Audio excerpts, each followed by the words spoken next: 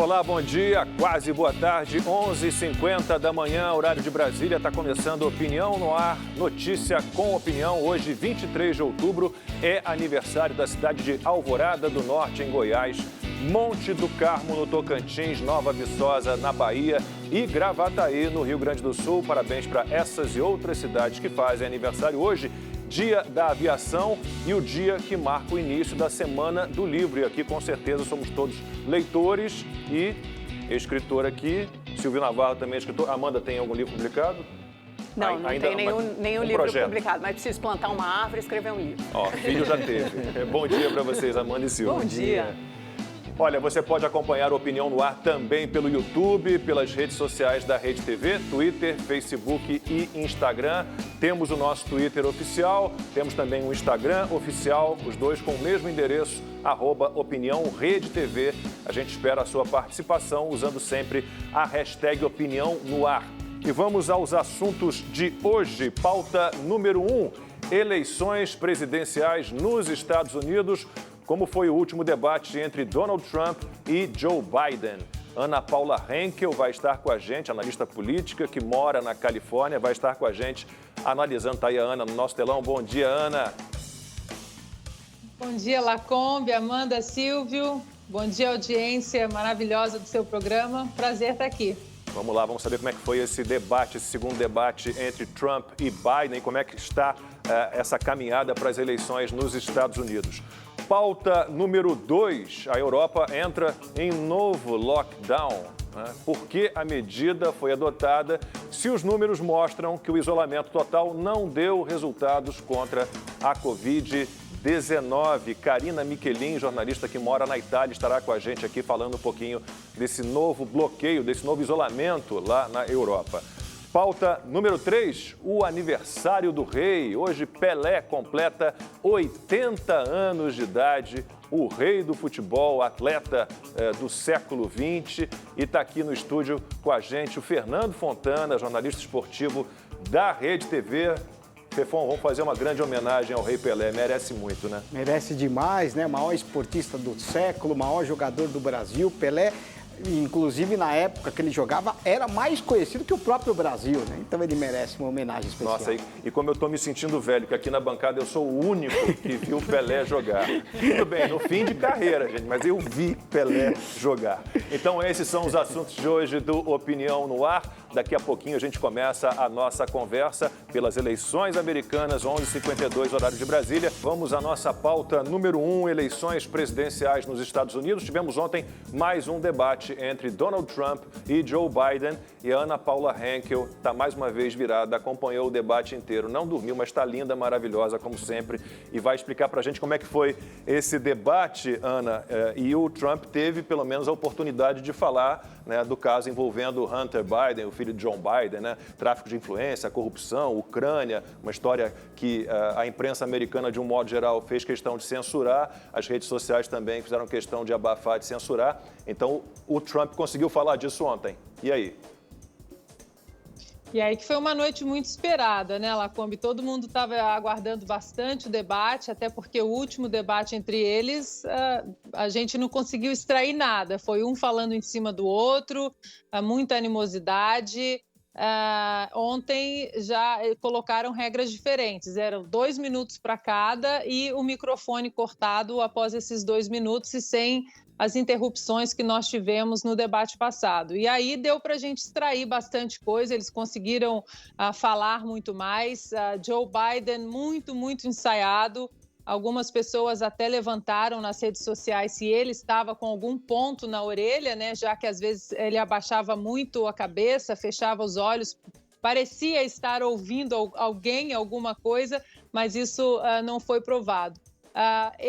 Como você mencionou, o Donald Trump ele conseguiu colocar aí na pauta a história que está correndo aqui nos Estados Unidos e que a imprensa vem jogando para debaixo do tapete, inclusive com Twitter, Facebook, derrubando links das matérias, né, que é sobre a corrupção da família Biden, envolvendo o filho do Joe Biden numa empresa de gás e combustíveis da Ucrânia e agora da China também.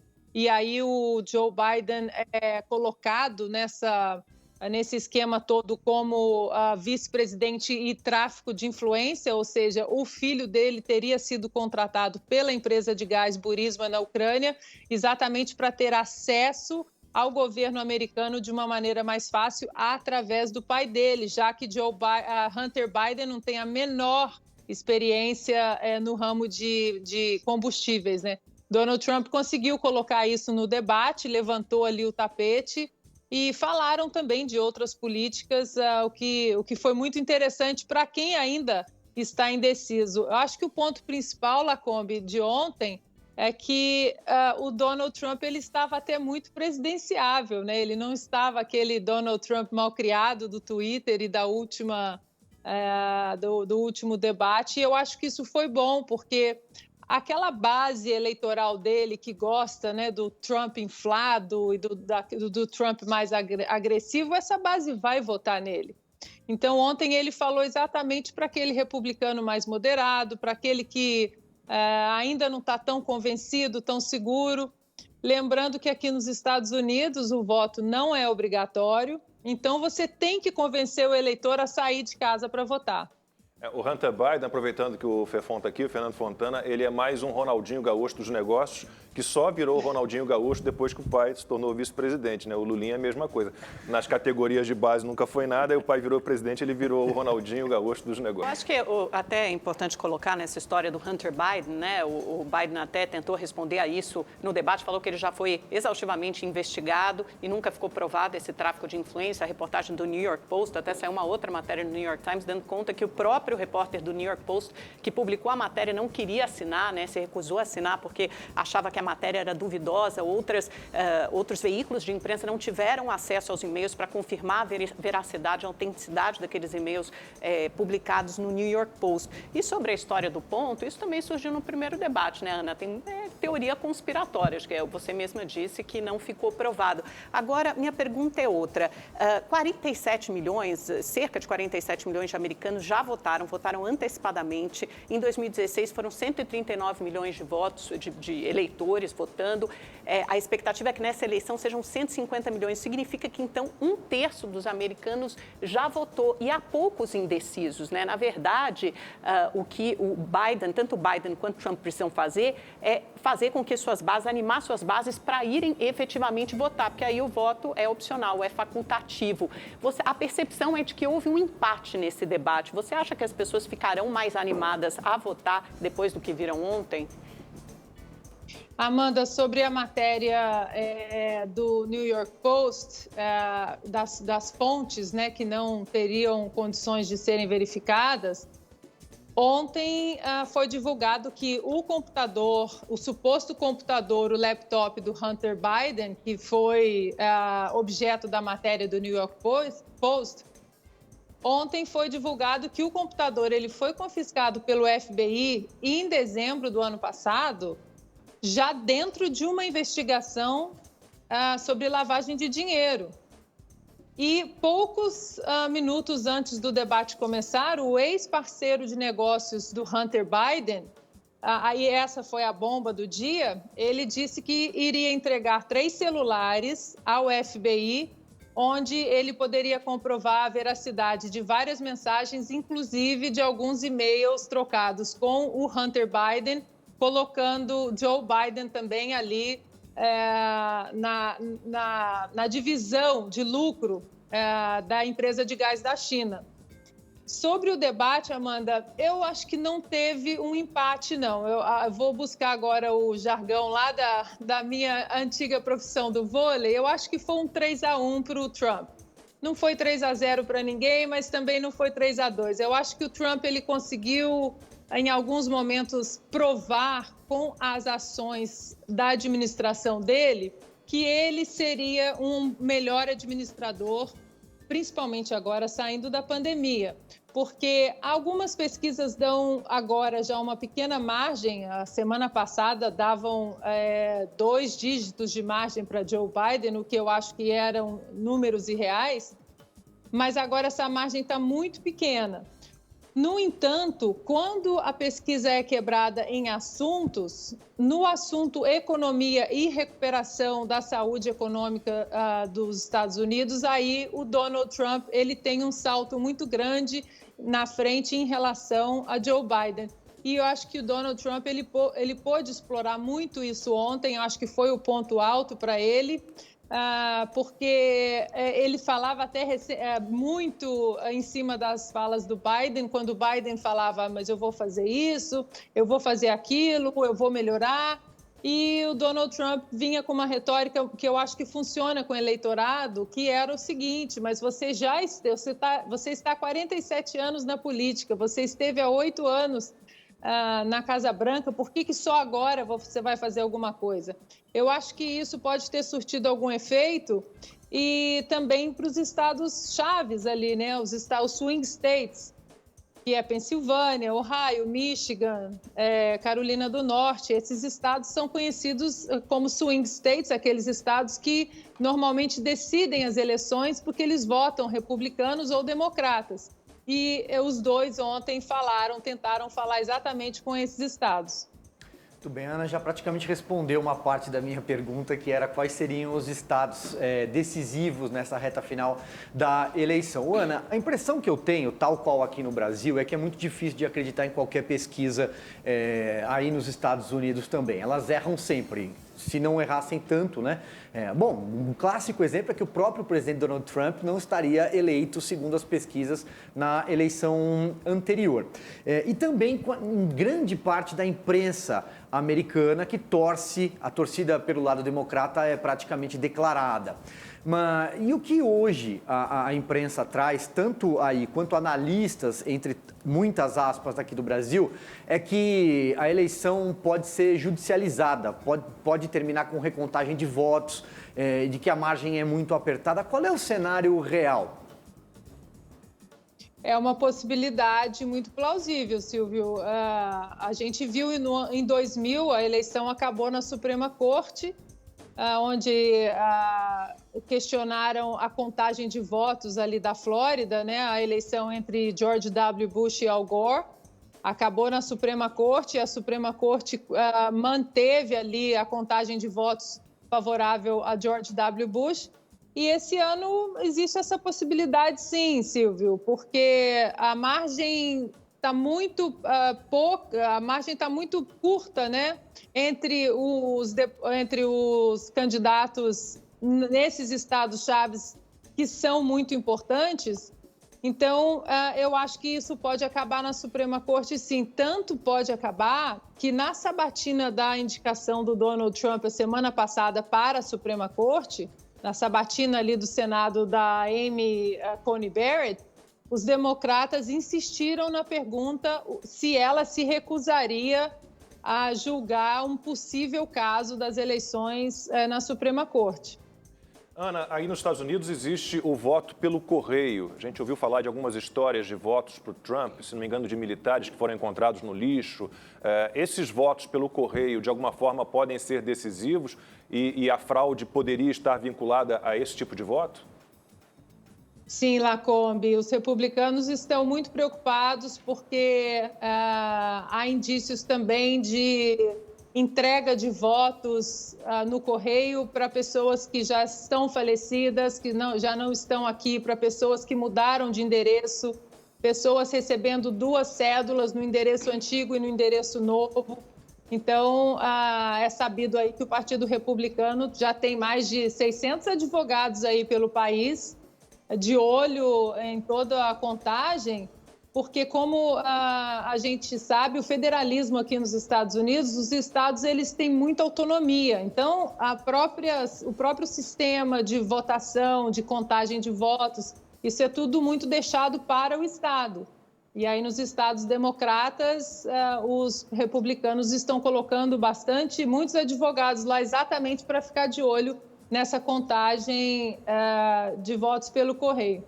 Mas, Ana, na verdade, quem foi responsável pelas urnas falsificadas ou fraudadas, salvo engano, aí na própria Califórnia, onde você mora, foram os republicanos, né? Não há um histórico de fraude nas eleições americanas. Muito pelo contrário, segundo o Centro Brennan, que é ligado à Universidade de Nova York, você tem 0,003% de fraude. O voto pelo correio é usado desde o século XIX. Então, é um sistema eleitoral muito diferente do nosso, é um sistema antigo e faz todo sentido na pandemia em que as pessoas evitam formar aglomerações na hora de votar.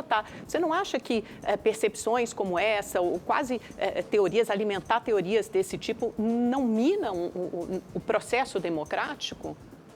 Não, Amanda, essa história de urnas falsas não é verídica. As urnas, elas foram colocadas elas foram substituídas, urnas velhas, por urnas novas. Essa infelizmente, desculpa te desapontar, mas não é uma história verdadeira. Quando é dos republicanos é falso e quando é dos democratas, quando é uma fraude ligada aos democratas é verdadeira. Não, mas não há história de urnas falsas. Não há história de urnas falsas, tanto para democratas ou republicanos. Não há história, isso aí eu não estou dizendo que há urnas falsas, nem democratas, nem republicanos. Essa história de urnas extras, tanto democratas quanto republicanas, essa história não existe. A questão do voto pelo correio são as cédulas extras que estão aparecendo em condados democratas e as cédulas, como Lacombe disse, cédulas que já foram marcadas, votadas por no Donald Trump, e que estão sendo encontradas no lixo. Isso aí, a fraude, a preocupação é isso, não em urnas falsas. Não existem urnas falsas, nem democratas, nem republicanas. Ana, do pouco que eu acompanhei, não acompanhei o debate inteiro, você aí, como disse Lacombe, virou a noite, eu fui dormir um pouco mais cedo. A pandemia, de certa forma, ela foi evidentemente tratada durante o debate e o Biden tentando responsabilizar o Trump pela morte de mais de 220 mil americanos. É um cenário muito parecido com o que ocorre, inclusive, aqui no Brasil e em outros países também, no qual determinados segmentos majoritários, especialmente da imprensa, detêm o monopólio da verdade. Né? Se você é do outro lado, do campo oposto, você é responsável por genocídios, pela morte de milhões de habitantes. Até que ponto a pandemia é decisiva, está sendo decisiva no processo eleitoral americano? Silvio, a pandemia com certeza mudou o cenário eleitoral, sim. Em janeiro desse ano, antes da pandemia, a reeleição de Donald Trump estava praticamente certa. A economia estava muito bem, os números estavam excelentes, os números de desemprego aí, um dos mais baixos da história, principalmente entre negros e latinos. Então, a economia estava de vento em popa e veio a pandemia e aí veio com uma facada exatamente na parte mais importante da administração Trump, que foi a economia.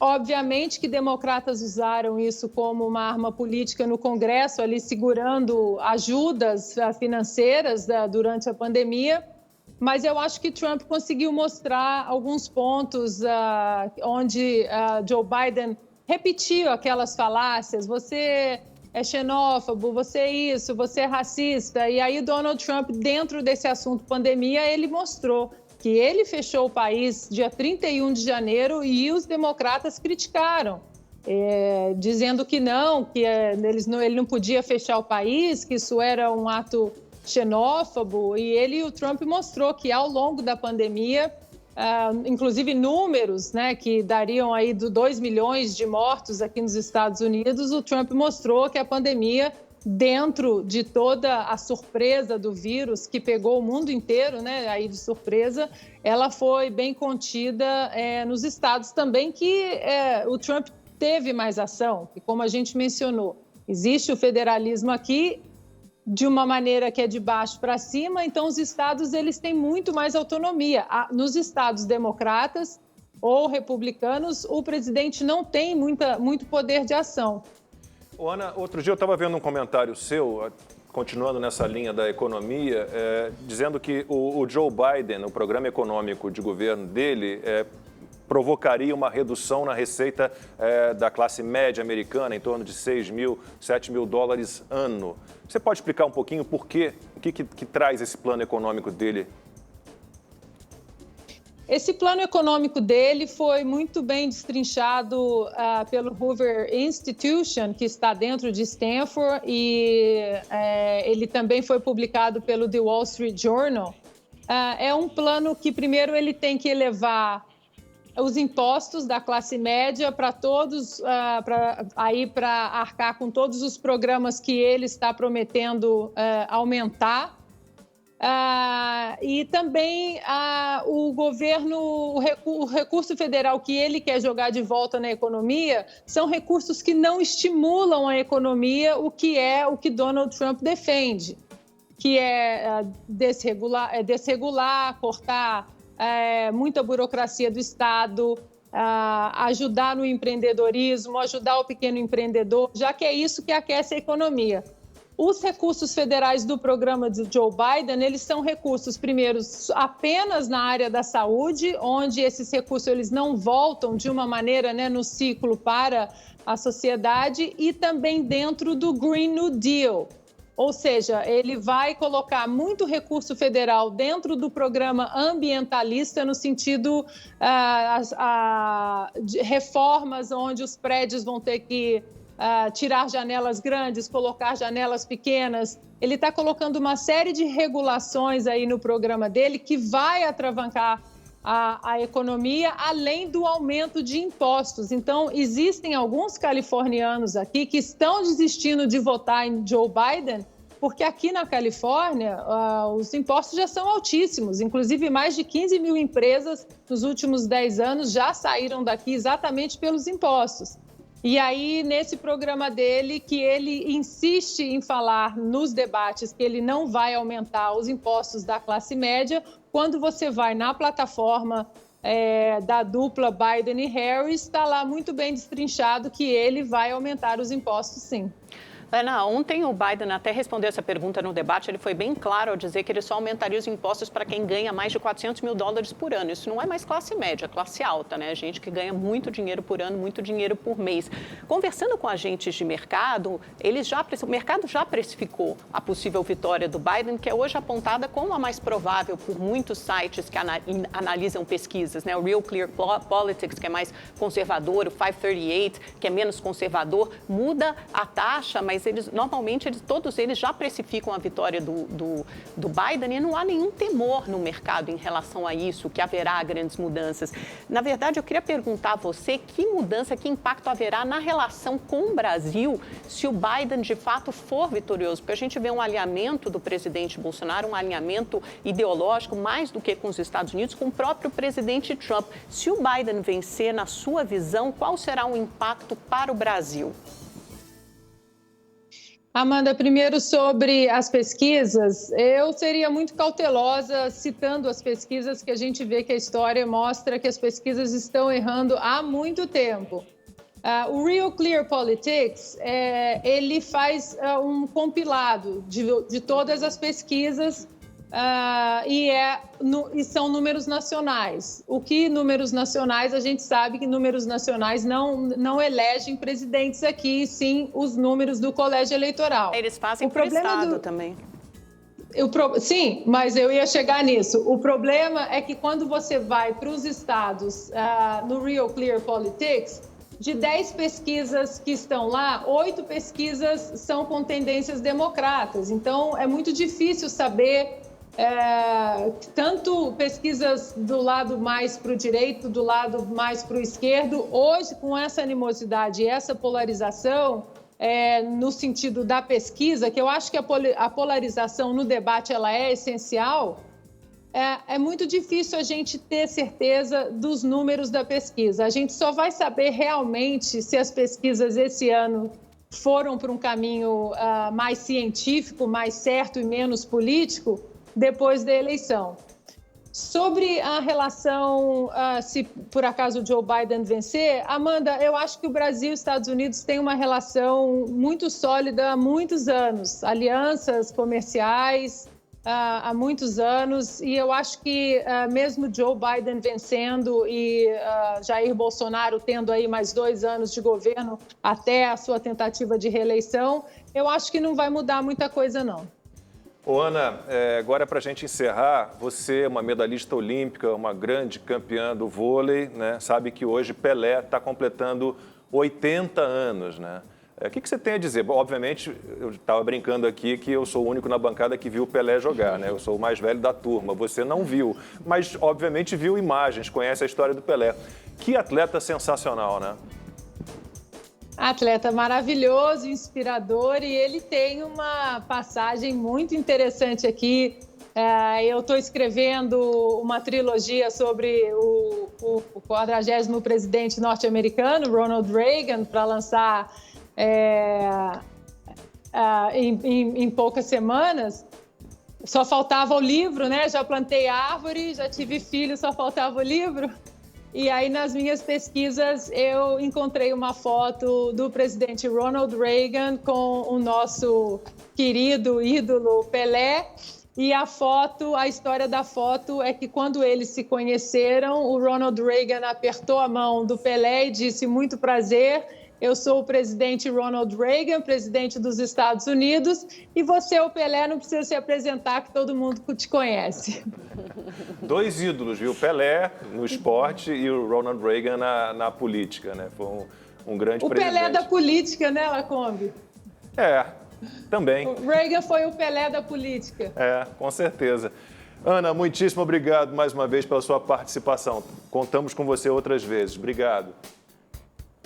Pode contar comigo. Bom trabalho para vocês. Valeu. Pauta número 2, no Opinião no Ar, a Europa enfrentando um novo lockdown. Por que será que decidiram por essa medida, né? Quando a gente sabe que até a OMS, o David Nabarro, que é o diretor, né, geral para a Covid na OMS, já disse que não tem que fazer lockdown. A gente tem estudos de várias universidades, Stanford, UCLA, Edimburgo, Toronto, que cobrem 10 países, mostrando que as regiões que fizeram lockdown mais pesado, elas não têm números de mortes inferiores, números não mudam. Né? Então a gente vai conversar agora com a Karina Michelin, que está lá em Milão, jornalista, e vai trazer informações sobre a situação em alguns países da Europa. Karina, boa tarde para você, obrigado pela participação. Aí na Itália, especificamente, quais são as medidas adotadas agora? Boa tarde, Luiz. Boa tarde, Amanda. Boa tarde, Silvio. Boa tarde a todos os brasileiros, né? A situação na Itália aqui hoje é dramática, né, Lacombe? Infelizmente, foi decretado o toque de recolher, que começou ontem, né, oficialmente, das 11 da noite às 5 da manhã. E os protestos já começaram. Muitas pessoas começam, diferente da primeira onda que nós tivemos, que tinham medo, né?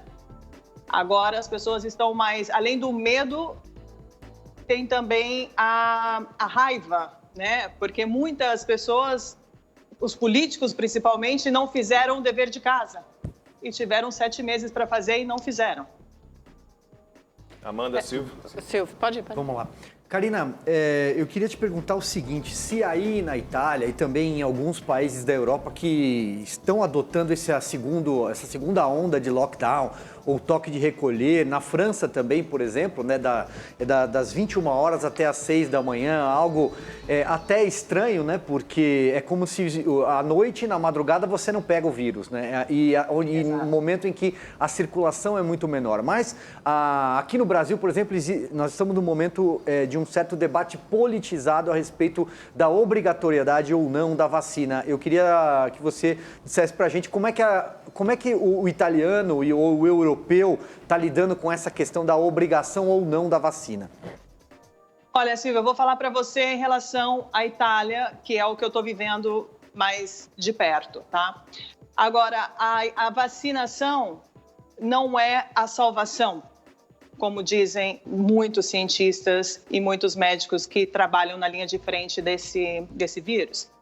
até porque muitos deles dizem que o vírus ainda não foi isolado e que a vacina não tem a propriedade e os ingredientes conhecidos para se fazer essa vacina. Então, você pensa que a Itália é um país que nunca teve obrigatoriedade de vacinas, né? Agora que eles estão querendo aplicar a vacinação principalmente da gripe, da influenza, né? Que eles estão pesados investindo na vacina da influenza e mesmo assim toda a população não vai ter acesso.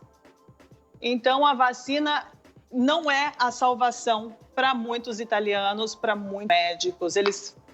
Até porque eles descobriram como tratar. Tanto que 95% desse grupo de infectados que acontece agora, que aumentou muito, são assintomáticos. Estão sendo tratados em casa.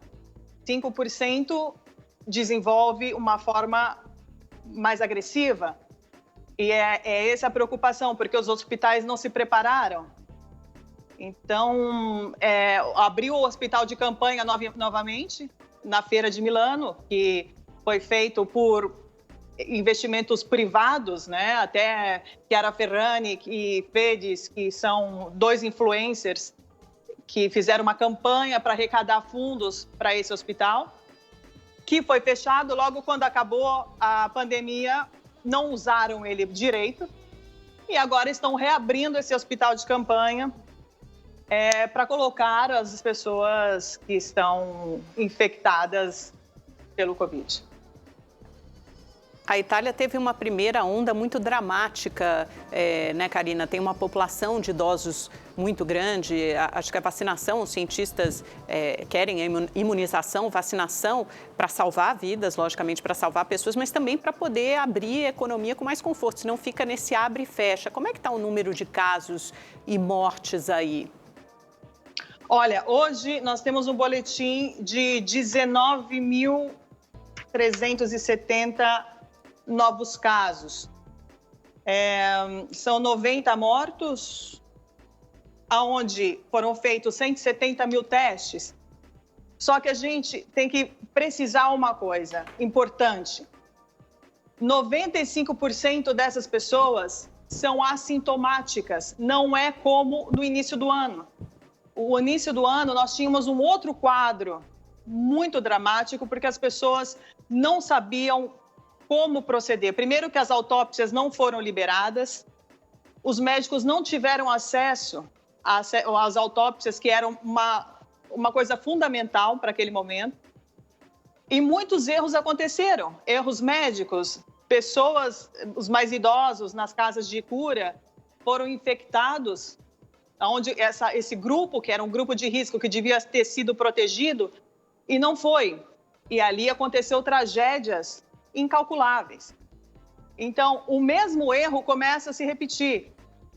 O que todo mundo diz, e o que os médicos dizem, é que a doença hoje, o vírus, ele é tratável. As pessoas têm que se tratarem em casa. O problema é que o terrorismo midiático começou de novo na televisão, mudou o tempo em Milão, na Itália, é inverno, está frio, começam as gripes, e muitos sintomas são parecidos com o Covid. As pessoas que estão no pânico, porque elas não sabem se elas estão infectadas ou não, elas vão atrás de testes. Os testes demoram de 10 a 15 dias para sair o resultado. Não tem teste para todo mundo.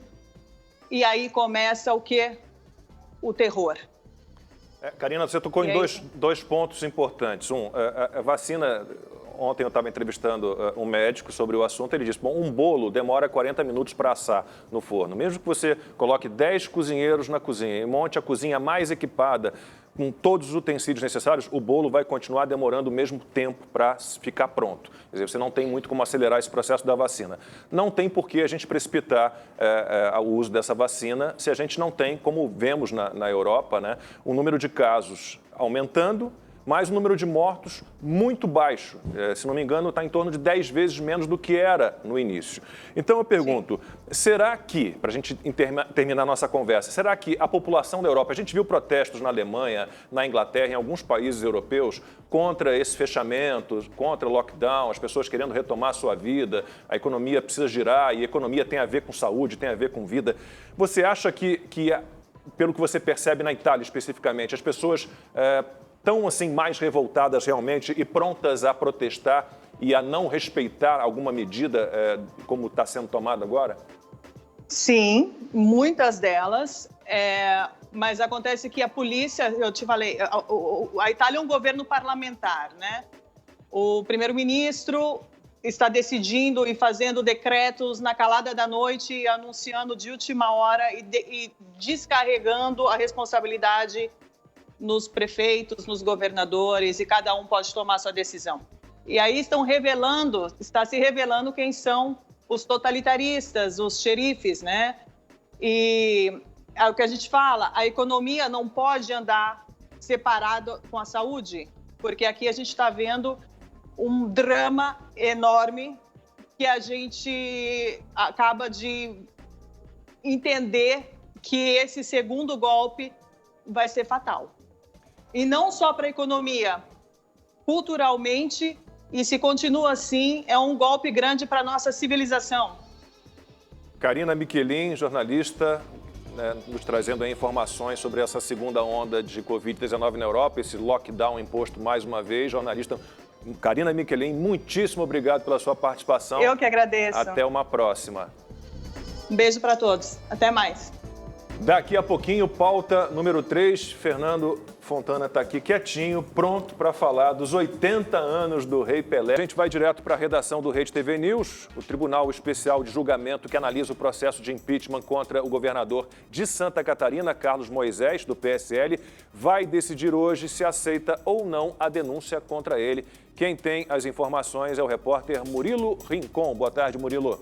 Boa tarde, Lacombe. Boa tarde a todos. Olha, a sessão que vai decidir se o pedido de impeachment contra Carlos Moisés vai ser aceito começou no início da manhã na Assembleia de Santa Catarina. A defesa do governador e da vice-governadora Daniela Reiner já negaram na tribuna que houve crime de responsabilidade.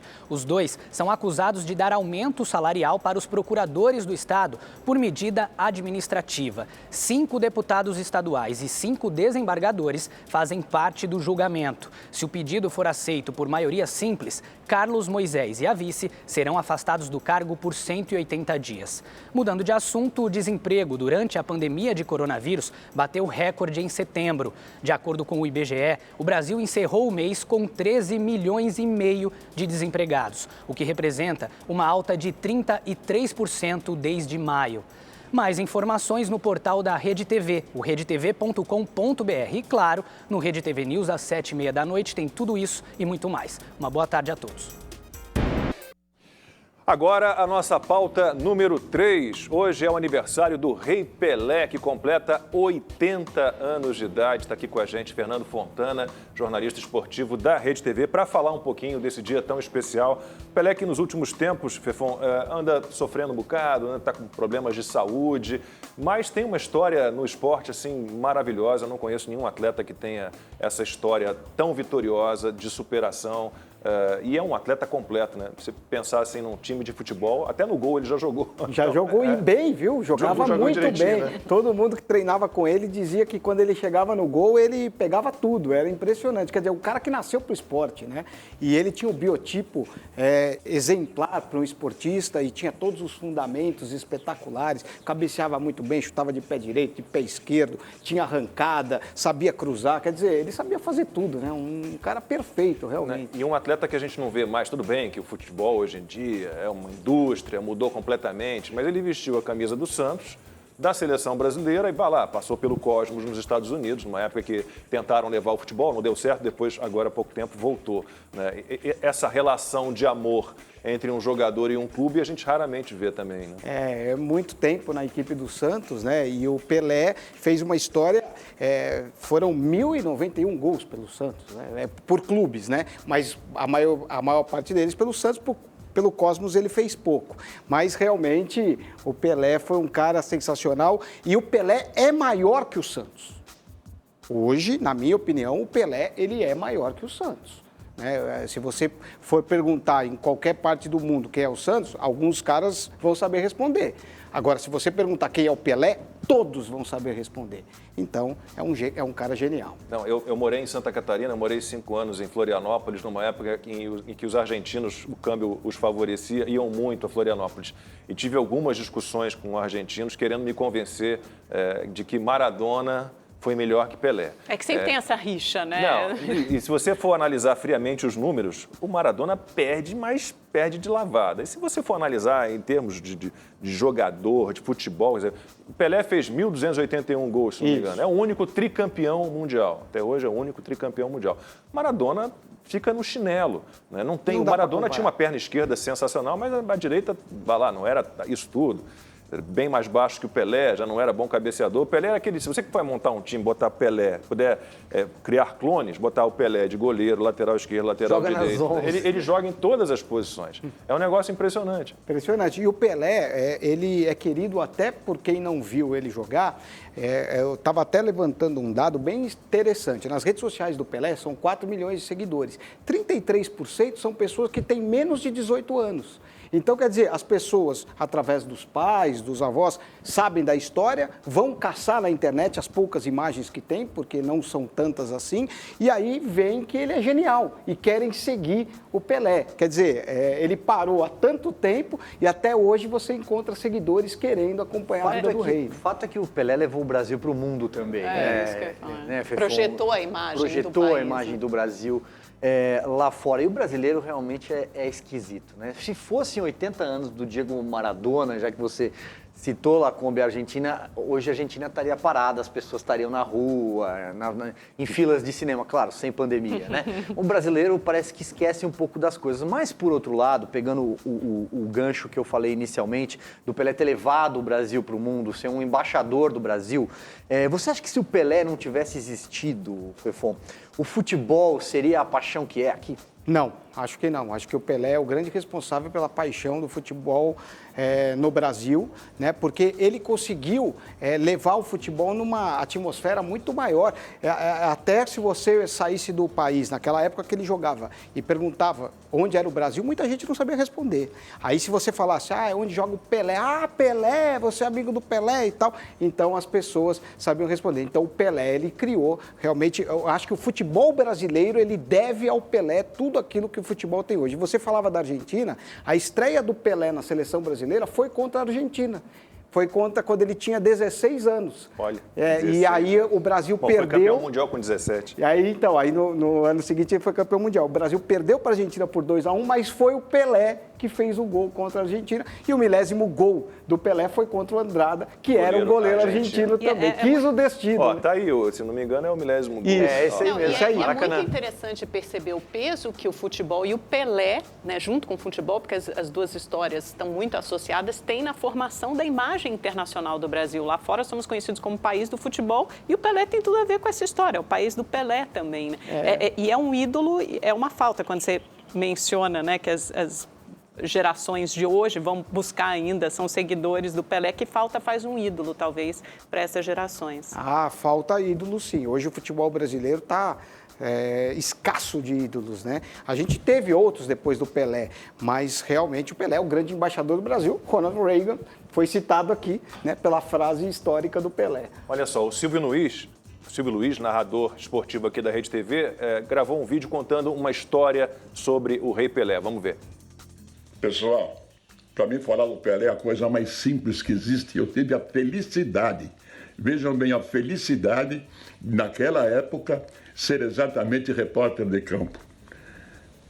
E aí a coisa era muito fácil, qualquer coisa que você queria fazer com o Pelé, ele permitia. Fiz uma matéria com ele uma vez, na pensão que ele morava no Canal 3, em Santos. Era um guarda-roupa, um criado mudo e uma cama, não tinha mais nada. O Pelé é uma figura que serve de exemplo para todos esses que estão aí ganhando milhões e não dando atenção para a empresa. Eu era muito metido, chegava antes da hora do jogo para entrar no vestiário do Santos e bater bola.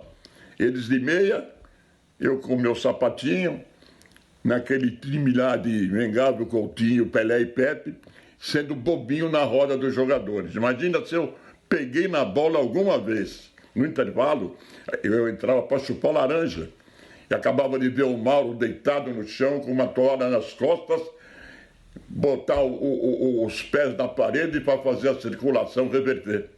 Meus amigos, o Pelé é uma figura humana que deve ser seguida como exemplo. Numa viagem na Espanha, de Madrid para Barcelona, de avião, eu estava sentado na janelinha, ele chegou, sentou, começamos a conversar e no meio do voo ele dormiu. Encostou aqui no ombro e dormiu. Então vocês vejam, meus amigos, que a humildade, a sinceridade não faz mal a ninguém. Hoje nós temos aí jogadores ganhando milhões que não dão a mínima bola para a imprensa. Eles têm assistente, ele tem pedicure, manicure, alfaiate, tem tudo. Mas quando a gente pede uma matéria, uma entrevista com eles, eles nem ligam. Vão primeiro consultar a agenda para ver se está disponível para dar uma entrevista.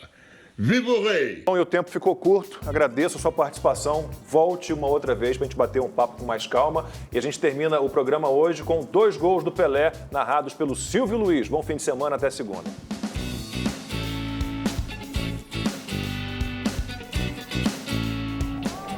Passou, mantém a janela, vem ele, quem vê de pé direito, na banheira, olho no lance. Mais um gol brasileiro, meu povo! Encha o peito, solte o grito da garganta e confira comigo no replay. Se espicha por aqui a seleção brasileira pelo lado esquerdo, Pelé se enfia pelo meio, meteu uma canhotinha nela, lá vai Pelé, meteu na caixa, olho no lance.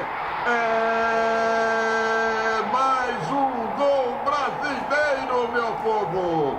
Enche o peito, solte o grito da garganta e confira comigo no replay. Pelé!